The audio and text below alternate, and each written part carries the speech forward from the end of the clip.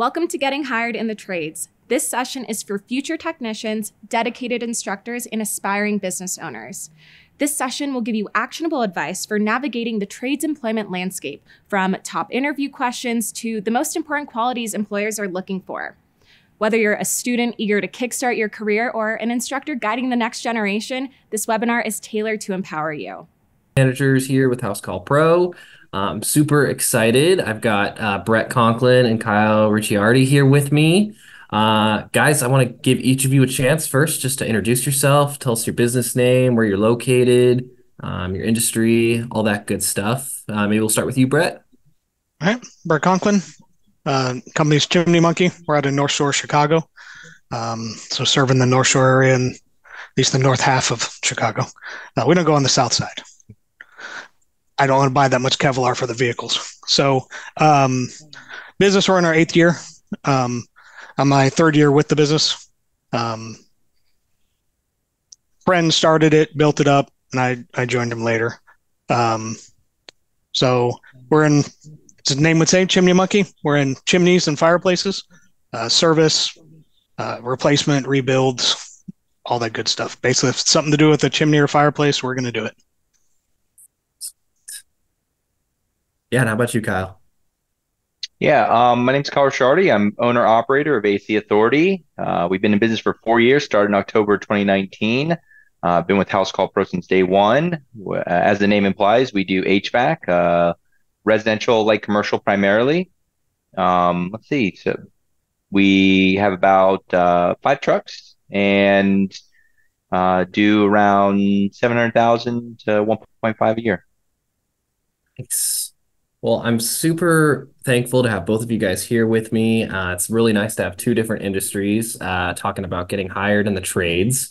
Thank you guys again, just for taking the time. So I want to just ask, before we get into some of the more nitty-gritty questions, what inspired you to start your own home service business in the skilled trades? I'll let either of you go first. I'm like Kyle, since he actually started, and I joined when those already started. So. Yeah, so as far as starting a business goes, honestly, I've been a career technician my whole life. I started when I was 15 in high school with a dual enrollment program, had vocational, and then went to a couple different companies throughout my career. I'm 34 now, and what inspired me was I wanted to do something different. I think that's pretty much any entrepreneur's idea is I think I can improve on this or make it a better experience or bring something different to the market.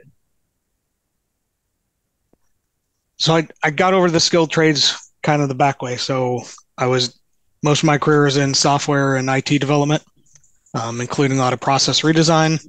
So when the company got to a certain point, the founder needed somebody to come in and work on processes and back end stuff and streamline stuff. So while I'm in the trades and do some of the work sometimes, my main focus on all the processes, efficiencies, all those kind of things. So that's my part of the trade, keeping it moving smoothly so the techs can do their job as well as they can with all the tools and training, everything they need. Yeah. What a unique way to get involved.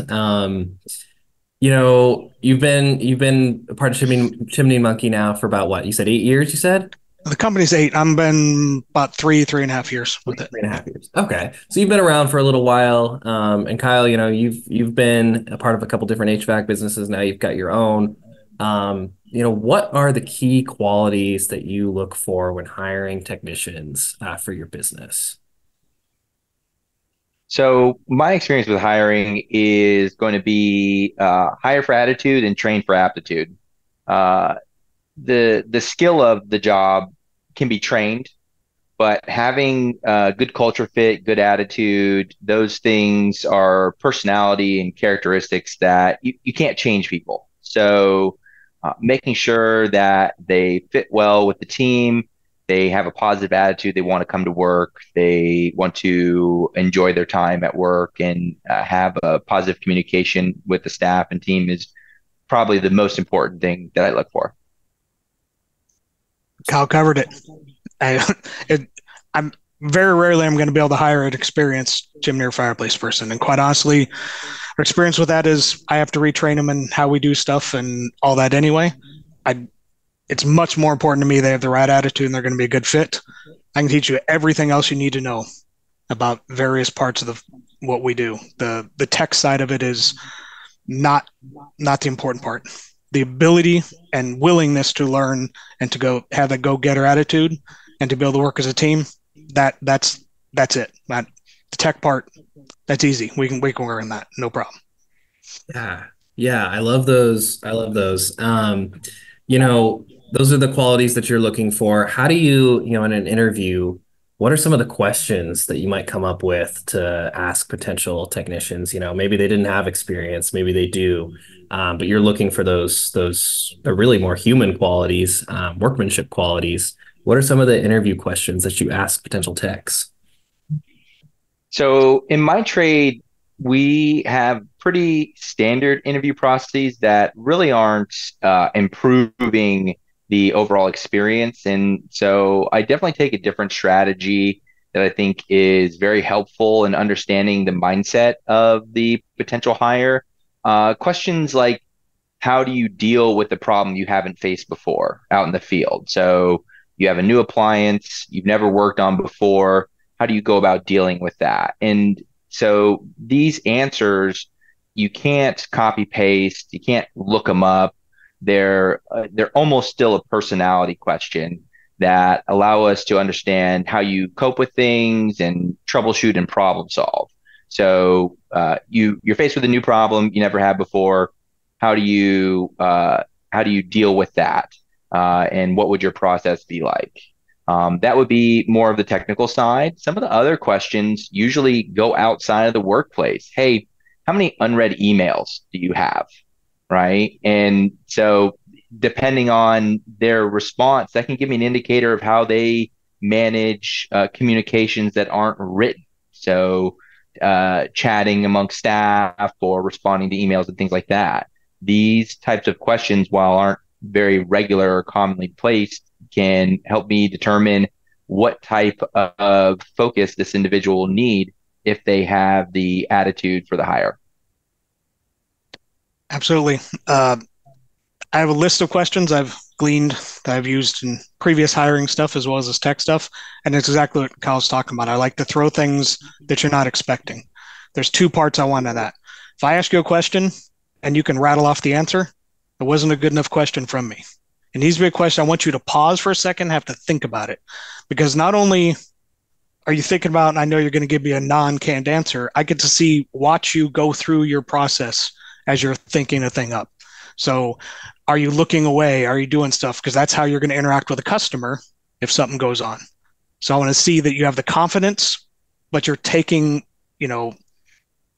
measured time to come up with a proper response to it. You're not just whipping them out there. So some of the things, again, like Kyle said, outside of work, what are some of the things outside of work that you're irrationally passionate about? I want to hear what you do when you're not at work, right? What would somebody go, man, you're really into that. Questions about, hey, what did you like about the last place you worked? What are some of the things that you saw there that you would like to bring with it? And what are some of the things you don't want to see at your new job? What's your dream job look like? What are the responsibilities? What all that? What are you really good at, but you never want to do again? Stuff like that people don't expect to be asked during it, that makes them think. You can watch how they problem solve. So it goes to Kyle's question of running into something you just gave them something they hadn't seen before. Now you get to see how they're going to go through this. So you're going to see, are they going to stumble? Are they going to be confident? Are they going to, redirect the question back to something they know? So you get a better sense of the person rather than just asking them, how would you put this widget in that widget? The tech stuff. You want make them think on their feet. That's how you know they're going to be a good technician. I'm sure it's the same in the AC world as in chimney and any other tech stuff. You can't think on your feet and identify I have a problem, how I'm going to work through this. You're going to have a hard time at that point fitting in because you're going to rely on the team to bail you out all the time and you're not going to plan things out well for yourself. So.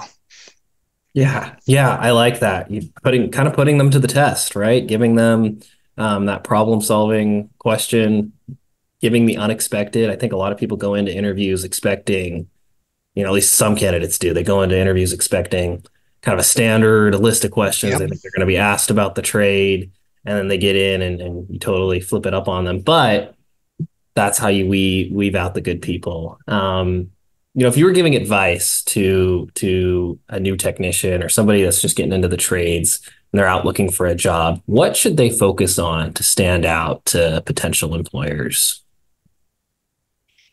In my trade, we are in a shortage, as most labor trades probably are, skilled trades, but uh, we're seeing resumes and interview setups that are like almost identical, cookie cutter, and aren't necessarily giving them anything to stand out on.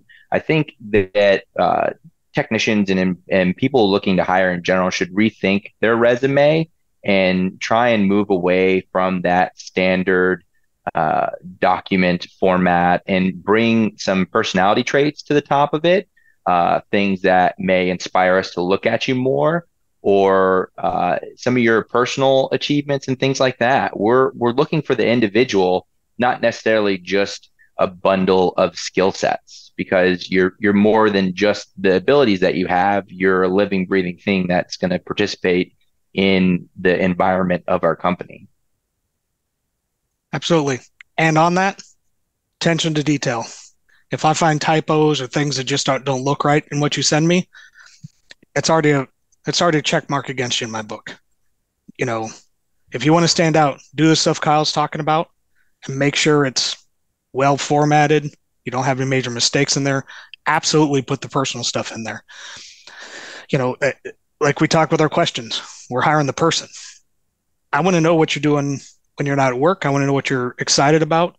I want to know, things you've done, and even put stuff on there and then bring it out to me. Yeah, I have this thing that I did, years ago, got the certification, but I'm good at it, but I don't want to do that. That's that question. I want to know you have a skill, but you know yourself well enough to know I can do it if you need me to.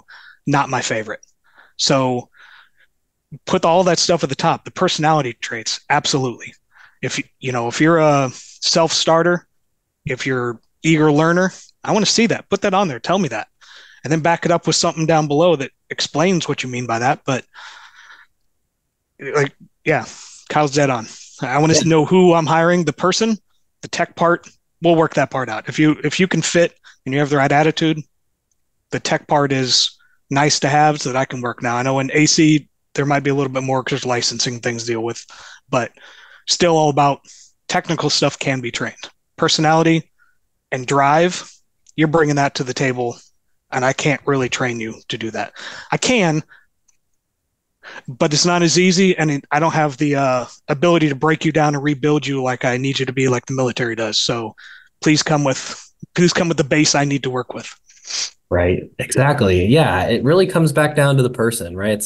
They're not just a body fill in a position. This is a person that's going to work on your team. They've got to work well with you. They've got to have the right qualities. And so much, like you said, so much of the skilled aspect of the trade can be trained on. And I think I kind of know where you guys are going to go with this next question, but how important is formal education versus practical experience in the hiring process? In HVAC, practical experience is helpful, so is formal education. But unfortunately, what we're seeing is that both of those, the quality of them can be an issue. So you can have formal education and have retained little to none of it, or the quality of the program that you went into didn't prepare you for the workforce. The same can go for practical experience on the job. I am often in fear of hiring the most experienced technicians because I don't know what bad qualities or per se qualities or experiences I don't want them to bring into the business or have to overcome retraining them on. So really, I'm not going to put it towards either way as far as formal education or actual having experience out in the field. I think the quality of both of them and the value they got out of them is much higher importance to me. Okay, so you went to school for a year, how much of that did you retain, and what was the quality of the program? What level of skill do you think you gained from that? Can I put you in a truck right now when you go out? Do you feel like you need a couple weeks ride-alongs? And then the same goes for the practical experience. Okay, so you have 5 years. Does that 5 years mean you can do this list of repairs? You're able to work with customers very well. You already have a lot of customer service experience. Or did you spend most of your time as a helper or an apprentice that was away from the customer or not taking lead on these things? So quality is going to be more important to me than the individual category of experience that they're getting. Yep. Do you have 5 years experience, or do you have 1 year experience you did 5 times? Did you do the same things, basic things over and over, or have you seen abroad? And you won't know that from anything in writing, or you're going to have to draw that out of the person. And if the person's the right fit, they're going to be honest with you. Hey, look, those first 3 years, I carried stuff in. I hardly ever talked to a customer. I turned a few wrenches, but I didn't lead anything. So yeah, we have certifications in education industry. We don't have, vocational schools at this point. The guild got an apprenticeship program approved, the Department of Labor, so that's changing. But it's just getting rolled out at the various states now and all that. So if you're coming to me with experience, it's generally you work for somebody else, you might have certifications, all that. So again, it goes back to I'm not expecting to come as a trained chimney professional. I'm expecting people come in that have various other trades or hobbies that are related, trade things, and that willingness to learn something new and take it and run with it. So makes it easier for me. I don't have to worry about did they come from good or bad vocational school, because we just don't have them. So they came from zero as far as the chimney and fireplace side. So it goes back to the practical experience is what we're going to see. But like Kyle said, that varies dramatically, especially if they came from some other region where things are just different. Do they deal with a lot of oil appliances because they're in the Northeast? We never see oil in the Chicago area. So, do they primarily see propane? We are all natural gas around us for the most part. So there's differences in there. So you really have to dig into it and pull that out. But I'm also not hiring for that. I'm hiring for the person.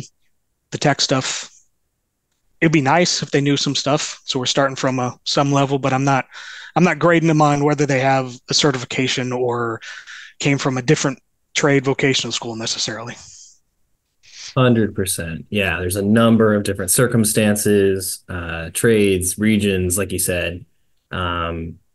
Yeah, I totally agree. So I'm really, really glad to have both of you for this next question, because you guys do so much for us here at Housecall.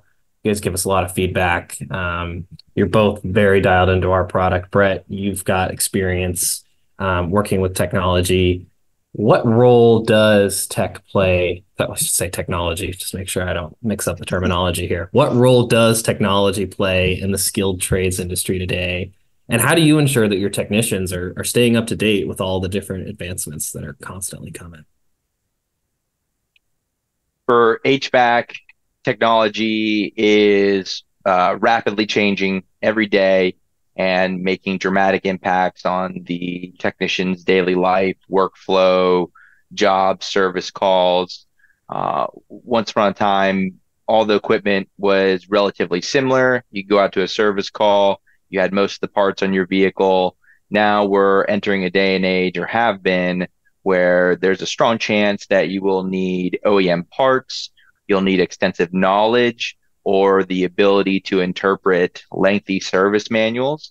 So that means technicians need to accept the change of tides in the trade and be paying attention through the vendors, manufacturers who have many opportunities, free training, as well as newsletters to prepare us for it. And then me as the owner / service manager, it's talking with them about it, making sure that it's top of mind. Hey, they're releasing a new refrigerant next year.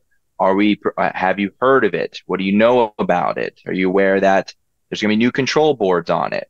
So from the service side, there's a lot going on. Then when we go workflows and processes, every technician has a cell phone and tablet now that they need to use on every call, that they need to interact with their HR requesting time off, or to chat with each other through Slack, or manage the service ticket on Housecall Pro. So it went from carbon copy papers that you'd fill out tickets and a dashboard covered in maps and things like that, to now they have these two devices that they run their entire day on. And depending on their skill level, there's a lot of challenges for them. So somebody younger can pick it up and run with it, and it's intuitive and they have no issues. And somebody older that may not have as much experience with technology, it's going to be an uphill battle to get comfortable with the day-to-day operations. Yep. I mean, from the house call and all the documentation, everything we need for the jobs, it's all in technology for us. So house call, company cam, like I said, whether it's texting or connect team to get with people, knowing how to navigate in, house call to do the estimates, to look at the customer history. So there's a lot of technology from just the day-to-day working. And like Kyle said, some people take to it better than others. Just got to learn how to get them to learn it and use it effectively. On the actual trade side for us, you have the pretty basic, a lot of skill to it, but it's not technology, of laying brick and pouring concrete. And then you have the gas fireplaces, electric fireplaces, which are basically computers that start fire. So, there's a lot in there. So, they got to get out multimeters. They got to get out, gas sniffers, know how to use all this various equipment, know this particular valve, I have to check this, this, and this. And like Kyle said, read manuals. Every fireplace, manufactured fireplace, has a manual, and that is everything you need to know about that and how you have to do it. So, and they vary. And they vary from other guidelines. There's standard guidelines for masonry fireplaces that can be trumped by this manufactured fireplaces manual. So there's no one thing. So they need to be able to find the manual, whether from our library or searching on the internet, know how to read it, and know what actions to take on it. Sometimes just verifying, okay, that's right, this is the pressure I need. And sometimes it's, oh, that's totally different. Okay, I need to do this differently on this one. So there's a lot of technology, and they have to be willing to keep growing with it. It's just, it's where it's going, and there's more and more stuff coming. I know on another call with Kyle, we were talking about the various VR stuff that's going on. And I know HVAC has a lot of VR training stuff. The chimney industry, we're just building out one. So you can train somebody how to do inspections, everything on fireplace using virtual reality.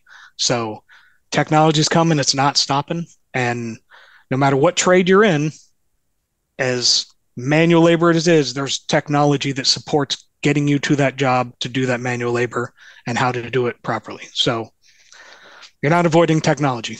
I mean, farmers are using GPS and all that stuff. So it's no more long just sitting behind a horse plowing. I mean, things have come a long way there, and every other manual thing is going to have technology supporting it. So yeah, exactly. It plays a huge role. It's an ever evolving world. And yeah, if you're going to live in today's society, today's world, you've got to adopt, and adapt.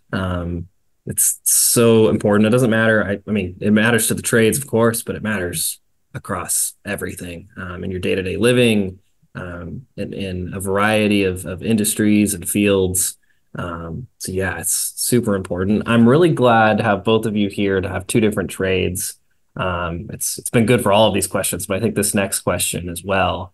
In each of your businesses and industries, what does the career progression opportunity look like for technicians?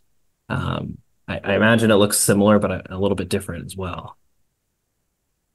So for HVAC, I would say most commonly the progression is going to start from a helper apprentice space between maintenance or installation, and then work its way up to service being the most challenging and technical.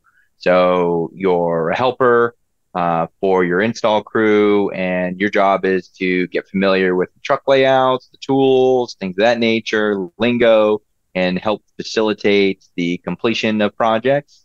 And then as you get more comfortable, you'll be able to start predicting some of these steps, and that shows us when you're able to elevate a little bit and take on more responsibility. So it is a fairly straightforward progression that focuses on the level of aptitude you have, and as well as responsibility you can manage as well. You can develop all that aptitude and have that skill level, but if you can't be responsible for making sure that jobs get closed out properly or communicate effectively with the customer, then that may stall your progression overall. But basically, installs, maintenance, and as you continue to improve your understanding, responsibility level, your customer service skills, you work your way into service. Same starting point. You're going to start as an apprentice, a helper. Kind of at that point is for us in our company. Not every chimney company, some of them stay in given areas of skill set. We kind of have a broad range. So at that point, it's kind of where we're feeling you out and you're feeling out what you like. So from there, you could move on to more installation of the factory builts and service on those. You can stay kind of in the masonry thing. So you're rebuilding chimneys and fireboxes. You can go to the gas side. They're very different kind of aptitudes, as Kyle said, and kind of attitudes to go with each of those. Gas is very detail oriented, very strict troubleshooting steps for them, and you're going to run into all kinds of new stuff all the time. Whereas if you stay on the masonry side, there's variations, but it's bricks and concrete. So kind of same there. You got a lot of different skills to learn, but you're not going to hit as many oddball things coming at you. And the installation, you're going to start getting into more framing and carpentry and stuff like that, but also have to know the electrical and the gas that goes with that. Then within those areas, you're going to move up to, a senior level and then into potentially, field managers, things like that. Again, kind of there's paths that people can kind of choose based on their skills and what they like doing as they move up. So similar paths, similar starting point. You're always going to start at the bottom, learning all the little details, and then go from there based on what you're able to do and what you like to do. Yeah. I'd actually like to add to this particular topic that I think if I could go back and start over and somebody would have gave me advice as far as career progression, it is that my ability to solve problems usually directly relates to my wage. So if you're starting in the trades, understanding going out there and fixing things in whatever category it is, customer relations, the job itself, inner relationships within the company, challenges that we're facing, as we show our ability to address these and solve these, it's usually going to create dramatic progression in your career. Yeah. Agreed. I want to be respectful of our time. We're running a little bit low, but that's okay. I want to reminisce for a second on this last question we've got here. Can you guys each share, and hopefully I'm not putting you on the spot, you guys each share just a memorable success story, maybe of a technician or someone who worked in your business that grew professionally over time? What do you think contributed to their success? Why? Would love to hear a couple success stories. Okay, so 4 years in, I've hired about 14 people in total. We currently have 5, so that means obviously some people have moved on or we've let go. It is a family business. I've hired my son. He is no longer with us, but I would say it was a success story. It was his first job, and he didn't really have a career path leaving high school. We were able to get him his certification through our training career path in a very short amount of time. And with the help of our onboarding and overall training program, within 3-4 months, he was successfully servicing, repairing, installing, and doing maintenance. So the systems work. If we invest in our people. Now, he didn't like HVAC at the end of the day. It's a hot environment. But when he moved on, that experience and knowledge he gained here, that independent type of leadership you have to be an HVAC technician, he took into his next job and became a manager in a couple months. So second job, he's now overseeing a couple guys. So I think that's pretty miraculous. Well, I guess the one we've gone through some people, not quite as many, but you do go through people. Some move on for other careers. Some just decide it's not for them. Some we decide it's not for them. We have a guy, he's coming up on his second year. He came to us because we had a magnet on the truck saying we're hiring for trades, called us up, interviewed him. It was all attitude that came on. He had little experience working with some masonry stuff and odd jobs and didn't have the cleanest of paths, but he had the right attitude. And so we brought him on, and he's just one of those guys that he's going to ask what the next thing I can do is. What can I do here? Hey, show me what that is. And he has really taken off as one of our gas technicians, and that's his spot. And surprisingly, based on his past stuff, he is really good with customers and really understands how to present good options to the customer when he's there. So he does really great in selling, say, replacement log set because theirs is broken down, and finding the right fit for their look and what they're wanting to get out of it. So it's that attitude. He went from never doing chimney stuff before and fireplace stuff to being groomed for moving up to that, field manager role. He jumps in, helps people out. If he's finished with a job early and he knows one of the other guys at a job that's a little more complicated, he'll swing by the job. Hey, you need a hand. So, it's all the individual. And to Kyle's point, the more you can fix stuff and the more you are out there jumping out, you're going to advance just by the sheer fact that you're going to shine above everyone else, and you're going to help the customer and the company, and then the company takes care of you. So it's all down to the attitude and just, not willing to just get by, keep pushing. Yeah. Success looks different for everyone. I love how unique both of those stories are. They both led to the same place, but they both looked a little bit different. And I've sensed a theme throughout all of these questions, right? It all really goes back, I like to say, to a human level, right? Personality, drive, attitude. That's what we've really gotten back to through all of these. Skills do matter, but like you've said, skills can be trained, skills can be learned. It all goes back to a person. Guys, anything else you want to add before we go? Good. Awesome. Yep, all good.